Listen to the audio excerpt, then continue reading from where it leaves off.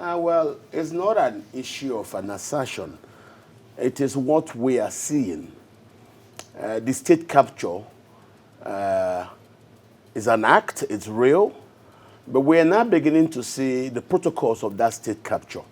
It seems to be a complete capture of the judiciary and then weaponizing the judiciary against the Constitution and our democracy. And that's why people are crying. Somebody told me, and what if we do any other system like parliamentary? I said, it does not matter the system that you bring in. If the mindset of the politicians is as dirty as we suspect it to be currently, they will still corrupt the judges. And what we're now seeing is not just the corruption of the judges, but a complete seizure of the judiciary.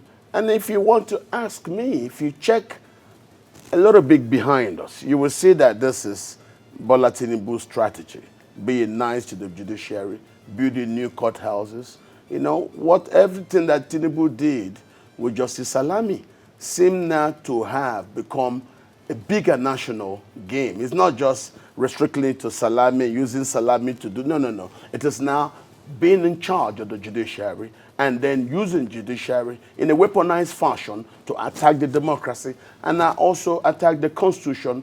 And that's why people are saying, and Obasanjo rightly said it. But I believe we should not panic over this. Every set of bad politicians will bring their own protocols.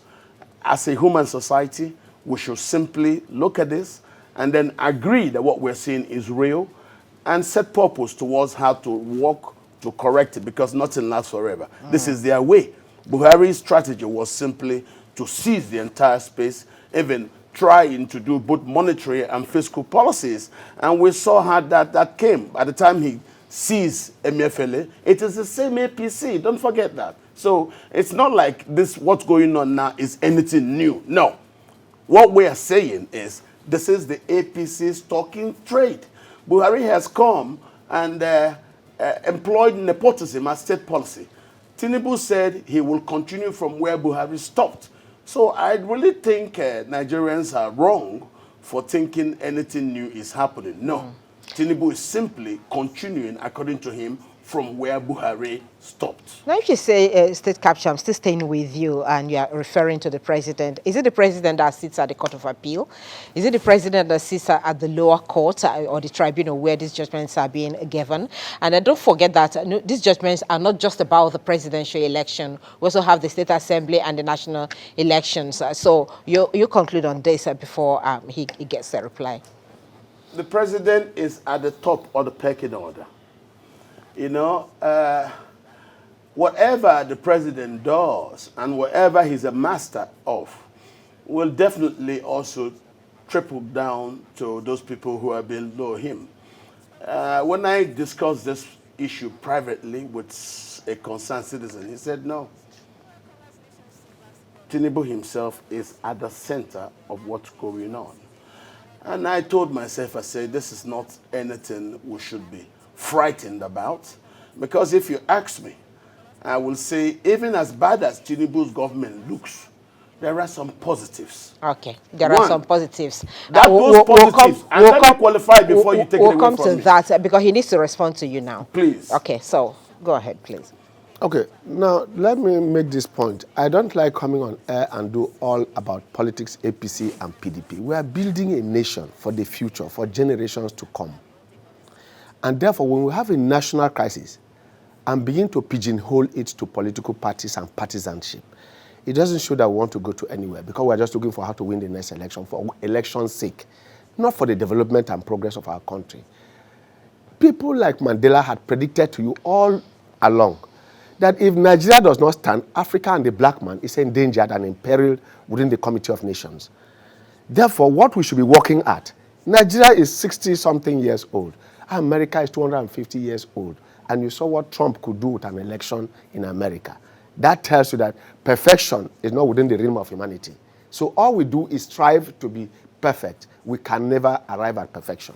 No country has. No human endeavor has ever acquired perfection. None existing. Technology, everything, look at it all over the world. Chernobyl leakages, you have the eruptions and all that. So where we are now about the one-party state and the hue and cry, it's about something that we are building on over time. He was quoting the Salami incident. You forgot that at that point, judgments were being arrested. It was not Tinubu that was in government. He was not even a minister. He sat back and programmed himself, even brought forensic experts, something we've never done in our country before. And it was accepted. Votes were recounted. Remember Al Gore and Florida. He tried to do a recount, and the American system says time has gone. If you do that in Nigeria, they will tell you they've captured the judiciary. So statutes, laws must be obeyed. Now, look at our constitutional democracy and see what political parties do with their primaries. I have run primaries for over a period, so I should talk about it. I've been a state chairman. I've conducted primaries in different states, so I should know. And I'm telling you that the way and manner we conduct ourselves as political parties leaves much to be desired, and you leave the judiciary with very few chances. Each case must be treated in its own peculiarities. Now, where we are discussing about the capture of judiciary in Africa, do parties even, most of the cases we are discussing about are intra-party crises. Most of the time, it is party members that take themselves to go and meet the judiciary to say, look at what we said we should do, but look at what has happened and transpired here. Therefore, I'm challenging that we didn't follow our own rules. And courts have made points over and over. We are not going to interfere in your internal affairs. But that does not mean you shouldn't obey your own constitution. Your constitution says delegates arising from your primaries, from your congresses, will now qualify. You must be a chapter chairman, a local government chairman of a party for you to qualify to vote for a state house of assembly member, a senator, or governorship candidate. If you didn't do that, that delegate who comes to vote is voided. You have all that on your own. The party states that, makes its own regulations, and turns around to do it. When the judiciary makes pronouncement based on your own constitution, you are interfering in our internal affairs. So why don't you write in our constitution that at any point we like, we can pick anybody without reference to any law. But don't pretend that you have made a law and which you now say in the law. For instance, in APC constitution, you are told that if you check all the internal mechanisms of the party and cannot meet your satisfaction, you can go to court. But that once you do not do so and you go to court, from that court as you file your papers, you are expelled from the party. It's written in the party constitution that if you do not exhaust the internal mechanisms for conflict resolution and go to court, that as soon as you go to court, you cease to be a member of the party. So at that point, you cannot even ask for anything. That is the party constitution.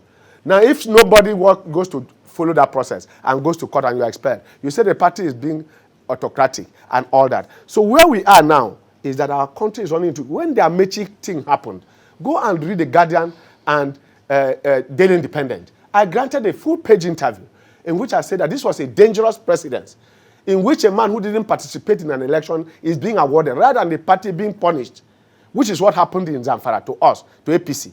Nobody remembers that a man lost the election, surrendered. In Bayelsa, somebody lost the election. The whole of Bayelsa was quiet and everybody surrendered, including the former president. Congratulated the winner. The man was practicing to go, and they say his deputy has a problem, and he was taken out of the system. At that point, nobody saw that something was wrong. An entire state was won by APC. Again, that happened. Today, it is repeating itself. What we should be looking at is, because that is why we say it is work in progress. What that means for us is to sit back. As we have gone through this cycle of elections, which is what Yaradua did for us. He said, look, this is my election. I don't trust it. Wise, come and give us reforms. We came back again. Jonathan came out and brought the conference. They brought some things, took them to the National Assembly. In 1 hour, 14 sections of the Constitution were amended. 14 sections of the Constitution were amended in 1 hour. So that means what we are there is that we should now look at what we have not done well and get back to our parliament and say, okay, so Catch, constitutional amendment. Yes, as we round off this discussion, let's look at what the point he has just raised, that there's need really to check if there are lacunas in our laws, electoral laws, or even the Constitution, that some of these issues are being hacked on to deal with some of these judgments that the judges are exploiting. He talked about Bayelsa and how fault by a deputy forced a cancellation on the election. The same fault was committed again by Shetima in petitions brought. The court said, no, he just, I'm sure he didn't mean to do it. It's just a mistake. That's another one. Look at Kanu, in which the judges made a pronouncement based on pressure from politicians. But that pronouncement had not yet been communicated to the secretaries. And they left the court judgment as it was written. In several paragraphs, the judgment captured what the court meant.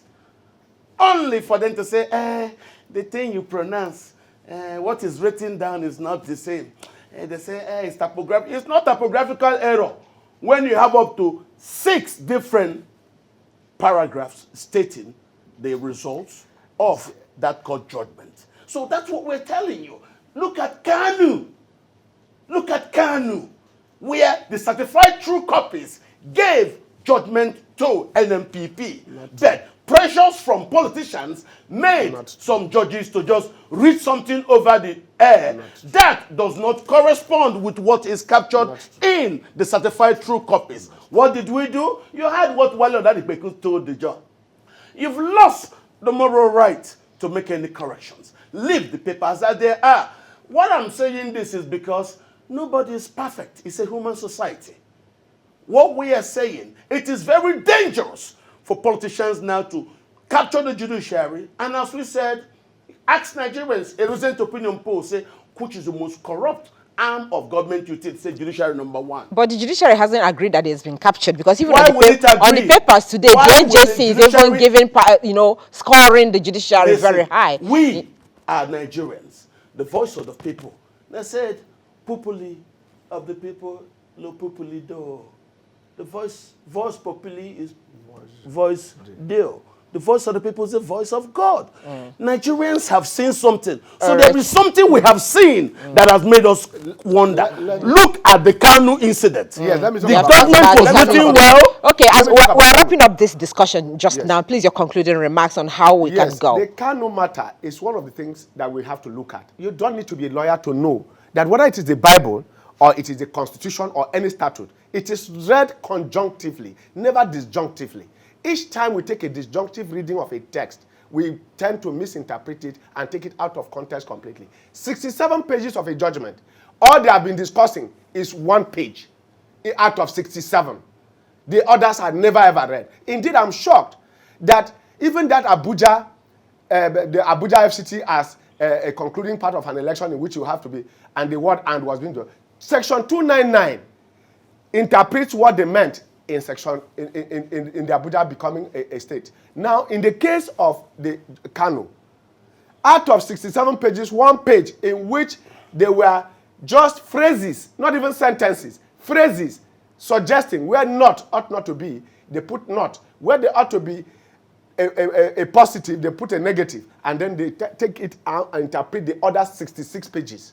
And this is not what we ought to be doing at this stage, even if you have to take that Kanu case alone. Now, generally, let me conclude by saying this. Yes, please. Nigerians should stop berating its judiciary as if it is living out of here. Salt fish must always produce salty waters must produce salty fish. The people you are calling corrupt, nobody goes to collect money from his purse and you call him corrupt. Somebody offers, somebody induces. So, who does that? The politician. All right, politicians, we have to go now. Thank you, gentlemen, for your time. Dr. Cash Onanuju, Labour Party Chieftain, and Honorable Cletus Obon, former member, All Progressives Congress, Presidential Council. They both joined us to look at the allegation that Nigeria is